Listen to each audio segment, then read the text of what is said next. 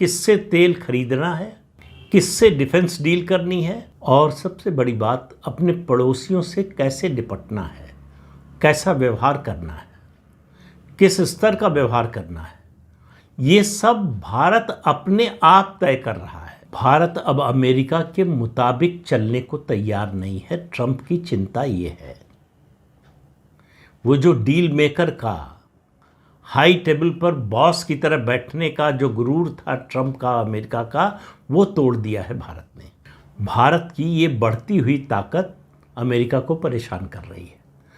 भारत का आर्थिक विकास उनको परेशान नहीं कर रहा है, लेकिन भारत की ये जो समग्र ताकत है, इंटीग्रेटेड जो पावर है, जो पूरी दुनिया देख रही है, उससे ट्रंप परेशान है। वो भारत की एक बड़ी शक्ति के रूप में उदय से परेशान है। और ये नया भारत जो है, जो जिसका उदय हो रहा है, वो वेस्ट के आदेश का मोहताज नहीं है। वो दुनिया के देशों से, खासतौर से अमेरिका और यूरोप से और पश्चिमी देशों से रिकॉग्निशन मांग नहीं रहा है, रिकॉग्निशन अर्न कर रहा है, अर्जित कर रहा है। और ये उसको अपनी टेक्नोलॉजी की जो ताकत है, डिप्लोमेसी की जो ताकत है और विश्व में अपने बढ़ते प्रभाव की जो ताकत है, उसके आधार पर वो अर्न कर रहा है इस रिकॉग्निशन को। और उनके मुताबिक भारत अपना एक नया नैरेटिव गढ़ रहा है और अगली पीढ़ी की कहानी न्यूयॉर्क में नहीं लिखी जाएगी। अगली पीढ़ी की कहानी मुंबई,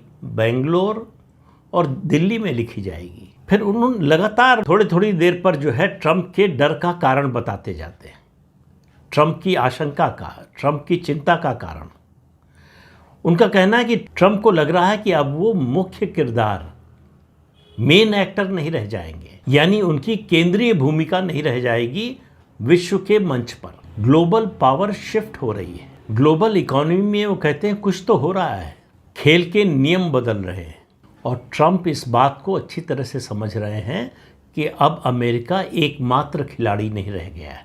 भारत ग्लोबल इकोनॉमी के नए नियम लिख रहा है। अमेरिका को और ट्रंप को ये इस बात का बड़ा गुमान था कि टेक्नोलॉजी और इनोवेशन में अमेरिका का कोई मुकाबला नहीं है, अमेरिका दुनिया में सबसे आगे। अमेरिका के इस भ्रम को भारत तोड़ रहा है।